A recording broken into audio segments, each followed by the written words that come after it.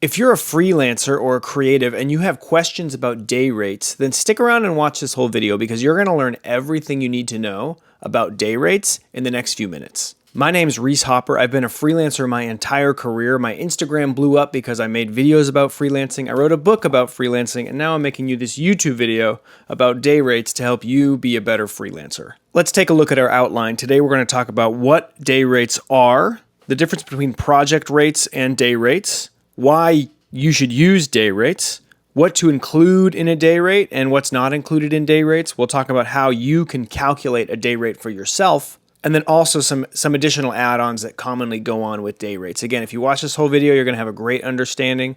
So if someone's asking you right now, what's your day rate, and you found this video, you're in luck. What is a day rate? A day rate is a fixed rate that a freelancer will charge their client for up to 1 day's worth of work. So we'll put that down right here. Day rate equals 1 day's work. A day rate only covers a limited set of hours. For example, a production company or an ad agency might hire a camera operator to operate the camera for them on their shoot day for up to 12 hours. So if the shoot goes longer than 12 hours, then the freelancer can charge overtime because they're going beyond their day rate. But if the shoot is under 12 hours, the production company or the agency who hired the freelancer knows that they're still going to pay the full day rate. I'll put that note here that it's a limited set of hours. If it goes under, they still pay the full rate. If it goes overtime, then they pay overtime hours. What are some examples of this? We'll just make a little box here, and we could say, like a camera operator might be, $1,000 a day. Maybe a production assistant or a PA might be $350 for the day. Maybe you have a gaffer on set, and their day rate might be $800 for the day. Something like that. So there can be a wide range of day rates depending on your expertise, depending on how important your skill set is for the specific kind of project or production going on. There's also other kinds of day rates that freelancers get on that aren't connected to, video shoots or photo shoots. A graphic designer could be on a day rate. A motion designer could be on a day rate, or even like a video editor or a copywriter could be on a day rate.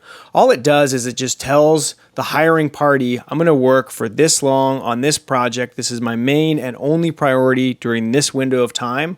I'm going to work up to this many hours.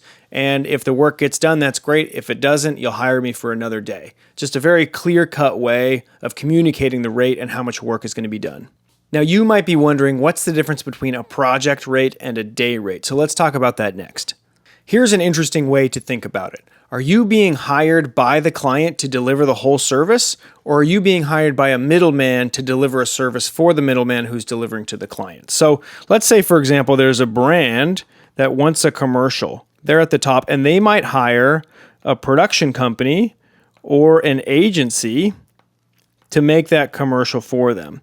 And then that production company might hire a freelancer to be on set or to do graphic design or to edit it, something like that, right? So there's this trickle-down effect. The brand is the one paying. They hire the production company hires the freelancer. So the production company, they would be on the project rate. And they would hire a freelancer, most likely, on a day rate. Now, when does it make sense to do a project rate versus a day rate? If you're just being brought on for 1 day to do one specific task, then that's when you would charge a day rate. But like the production company, if you're being hired to deliver a full project and it's going to take place over many days or many weeks or even many months, sometimes even many years, then you would charge a full project rate for that. Because it's not totally clear at the beginning how many days or how many hours are going to go into it at the beginning. So a big project rate just says you're paying this much for this deliverable. We'll do whatever it takes to get there. Here's a question that gets brought up a lot when people talk about day rates. Why use day rates at all? If you spend a lot of time on social media with people who talk about business or freelancing like me, you may have heard people say that you should never work on a day rate. You should never be hired hourly because that just turns you into an employee. It just makes you on this grind. You're selling your time instead of your expertise, etc. There's people who will detract on day rates. Day rates are still a very important part of the economy, especially in a freelance business model. Most of the wisdom about not getting hired on day rates and not getting hired hourly comes from the entrepreneur business model about growing the business, delivering value, making something that works without you, something that you don't have to put all your hours into. The entrepreneurship business model talks about, trying to grow it and scale it past just what you can do with your time and your hours, something more expertise based. The freelance business model is to get as good as possible at a single task, delivering a single kind of thing to a client. So the day rate model works really well, especially when your day rates are really lucrative, right? It just is a really simple way for you to get hired on projects by people, have them know exactly how much they're going to pay to have you on board, and you know that your time is always protected, projects are never going to get out of scope. That's one of the pros of day rates for the freelance business model. So one of the main reasons why people work on day rates is because they're simple and they're efficient. Production companies and agencies really like hiring freelancers on day rates because they know in advance exactly how much they're going to pay to have people show up for a specific number of days and to do the work for them. It's not this project-based stuff. It's not constantly open to negotiation or to scrutiny on did we go over time or did this get out of scope? They know in advance, I'm going to give you $1,000 or $500 to show up, do this work for this day rate, and they know that's what they're going to pay for the project. It also makes things really efficient for the freelancer. Instead of needing to quote out every job, understand every corner of every possible job that's coming in, they can just say, hey, here's my ideal day rate. If you can pay that, I'll show up for these days. I'll help you do anything, within reason, anything to accomplish the creative that your project calls for. There's another big reason why day rates are greater than hourly rates, just in how simple they are and the kind of results that they get. So when you're working on a project via a day rate, you know that your whole day is bought out. So you're incentivized to just create the best thing possible with the time that you have bought out, to give as much time within that window that you identified at the front end, make the best thing you can within that time, and that's what your incentive is. When you charge hourly, the more hours you work, the more you get paid, right? So as a freelancer, you're kind of incentivized in a weird backwards way to not work that fast or to not be that efficient. Whereas on the flip side, when a client hires you hourly, they are incentivized to have you work as fast as possible. They want you to spend as few amount of hours as it takes, right? So you're kind of at odds with each other when you're hired hourly. The client wants you to go fast, you want to go slow. So that's what day rates solve for as well too. They get everyone on the same page to create something that is of high quality because they know the time is paid for in advance. And they're all on the same page that day. Let's make the best thing we can today with the time that we have. What is included in a day rate? Generally speaking, it's just the time on the project. Day rates usually don't include travel. Day rates don't include meals. They don't include a lot of gear or your kit fees. It's just the time that you're spent working on the project, just your labor for the project. That's what's included in the day rate. So with that, there are a number of add-ons that you would usually put on with your day rate. So if someone asks what your day rate is, you might tell them my day rate is $500 for 10 hours. And then if they ask, what does that include? You can know that only includes the labor. It doesn't include, my gear for the project. It doesn't include, my travel, etc. So these are the kinds of things that you can usually add on: gear, travel, and meals. Now, there's one small exception here for the kind of gear that is really commonly included in things, right? So if you're just being hired as, let's say, a behind-the-scenes photographer, you might not charge additionally for gear if you're just bringing a normal camera that's not anything special. You don't have to bring a ton of lighting gear in or a bunch of different expensive lenses, etc. You wouldn't be having to charge an extra gear rate or an extra kit fee or anything like that. You might just include that camera as part of your full day rate. So just keep that in mind, that for the very basic stuff, often you'll include the very basic gear into your day rate and not add a kit fee. Sometimes if you're working as an audio mixer or if you're working as a DP and bringing your own lenses, you're bringing some more specialized gear that you do own, then you would add on what's called a kit fee.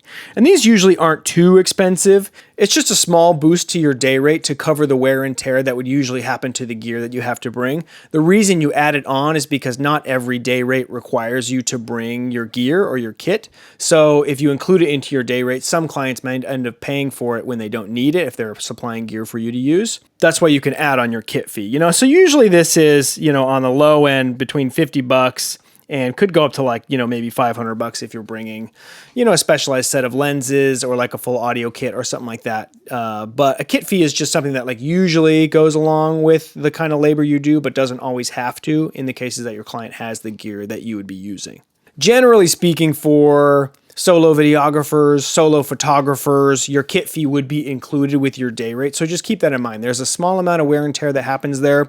Boost your day rate by $50 a day or something like that, and that'll help you cover anything that happens there to your gear. Next, let's talk about how you can calculate your own day rate. So step one here is just to make sure you're making minimum wage. Minimum wage in California is like $16.50. So if you stretch that out over 12 hours, that's a little less than $200 a day. Let's say you round up to $200 a day. I think that would be, in most creative industries, the minimum day rate that you should be making. Now, there's some cases where maybe you want to charge $150 if you're just starting out, but this is like bare minimum level. The only reason I mention this is because early in my freelance career, I was just excited to be making any money at all. $50 or $100 sounded great. I didn't end up running the numbers and realizing that I was making less than minimum wage on these projects because I was working, 10-hour days or whatever for $100. And it's like, okay, I was getting paid $10 an hour to do that. That was below minimum wage when I started my freelance career. So just step one of calculating your day rate, just make sure you're making at the very least minimum wage. And this should really only be if you're just starting out, like you're less than a month into your, this is your first project, you're excited to make money, just make sure you're making minimum wage at least, right? If you've been freelancing for 2 or 3 months, then you might go on to step two, which is to ask yourself, what number gets you excited? When I first started freelancing, I was working a lot on $200 day rates. And for a while, that was exciting to me. Then I started working more and more on these. I saw that other people were making a lot more money than me. I realized how hard I was working and only making $200 a day. That number stopped being exciting for me. So then I remember pretty vividly, and I talk about this story in my book, but the first day that I charged $500 a day, I got really excited. I mean, it was really scary for me to put that number out there, but eventually I did put it out there. The client accepted it. And I was so thrilled to be working that day. I was so motivated and excited. I felt so honored and taken care of. I had everything I needed internally and externally to go the extra mile, to give everything I could to this project to make it as good as it could be, right? So that's just something to keep in your mind as you grow your business. What number is going to get me excited to really show up on set, really go the extra mile, have an amazing attitude all day? What is that number that would get you excited? That's the next thing you should be considering when you're talking about calculating your day rate or recalculating or growing your day rate, increasing your day rate. What gets you excited? Then there's step 3 after this, which would be to do market research. I have a few resources online that'll tell you kind of common day rates that me as a producer, I hire different freelancers for on my sets or on my creative projects. So you can do some research online. You can download my production budget template. You can reach out to different freelancer friends or other people in the industry and ask them, what did you make on that job? What was your day rate on that job? Usually people will be pretty happy to share that stuff with you just to help lift the whole industry up and make sure that everyone around them is getting paid. There's not anyone undercutting them too much, They're excited to share those day rates with you so that they can also help try to establish this market that helps them get paid as well too. So you can do some online research. You can ask your people in your industry. And again, if you want any more help, you can go download some of the resources that I have on my website that explain a lot of these rates and these different production budgets, etc. So these are the 3 steps of calculating your day rate. At the very beginning, make sure you're making a minimum wage. Next, once that number stops being exciting to you, ask yourself, what number does excite me? What would get me a little bit more excited? This will get you from these base level starter day rates into a little bit better, more intermediate day rates.